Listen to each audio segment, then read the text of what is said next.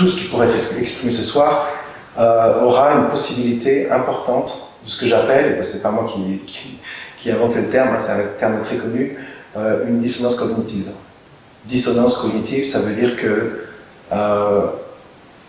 une information verbale, un concept, va rencontrer un autre concept, le nôtre, qui a été non seulement compris intellectuellement, mais qui s'est transformé en un vécu. C'est-à-dire on vit, par exemple, typiquement le concept de la séparation. Je suis un individu séparé dans un monde immense. C'est un concept, et à force de le croire, à force que ce concept soit présent dans notre vie de tous les jours, il s'est devenu une expérience. Et cette expérience-là, elle renforce le concept qui dit, bah oui, c'est pas un concept, en réalité c'est une description de quelque chose qui existe, mais c'est justement la chose à vérifier. Et si je dis par exemple, si je donne une autre information qui aussi est un concept, hein, ce ne sera pas une information magique, ce sera juste une autre phrase qui dit peut-être la possibilité c'est que cette lecture de la vie d'un être, d'une entité séparée dans un monde hostile, grand, là-bas, et non pas ici, est une lecture erronée. Et ça, tout de suite, ça va amener cette dissonance cognitive, c'est-à-dire que tout de suite, tout en nous-mêmes va amener une espèce de bataille intérieure entre ce qui semble être une évidence et ce qui est proposé ici, qui est moins une évidence pour la plupart du temps, à moins que ce soit déjà bien reconnu.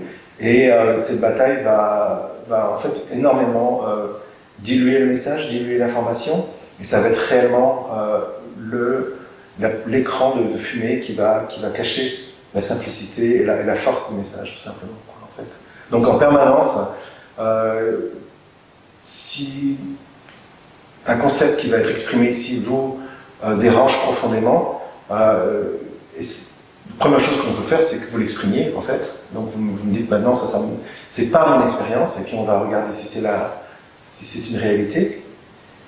La deuxième possibilité, c'est juste de le mettre de côté, de dire, ok, il y a une bataille qui s'opère là, je suis prévenu que ça devait arriver, donc c'est pas très grave, et je vais essayer de relaxer, de respirer, d'essayer d'envisager, de contempler une autre possibilité.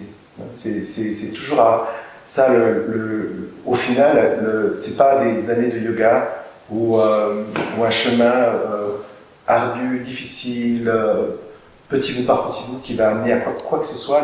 Le vrai changement, la vraie mutation qui est possible, qui est proposée ici, c'est une mutation qui est basée sur une reconnaissance qui n'a pas besoin du temps, le temps n'entre pas là-dedans en fait. C'est tout simplement une possibilité de laisser tomber nos idées préconçues, c'est-à-dire que c'est là tout le temps, et en permanence on génère pas, on verra ça ensemble. Il y a un mécanisme en plan de fond, généralement c'est pas très visible, qui génère une information très simple, mais qui est erronée, on va le voir ensemble, qui est je suis un individu séparé. Il y a séparation, il y a moi et le monde. Il y a deux choses, plus que deux choses même, mais en tout cas deux pour sûr, quoi, en fait. Et voilà, et donc ce mécanisme qui est un fer qui se fait à chaque moment, chaque maintenant, il est là, il fait, et va d'une certaine manière être mis un petit peu à mal à travers ces discussions qu'on peut avoir. Et une des possibilités, et ça c'est des choses qui arrivent assez souvent, c'est qu'il y ait au moins un moment de reconnaissance de ce message qui passe toutes ces barrières-là, qui passe toutes ces, je dirais, ces résistances, et qui arrive directement, et c'est très simplement dont on parle ici, c'est pas une complexité intellectuelle du tout, c'est une simplicité, et c'est aussi peut-être une écoute dégagée de nos repères d'adultes. C'est presque une écoute enfantine, je dirais, très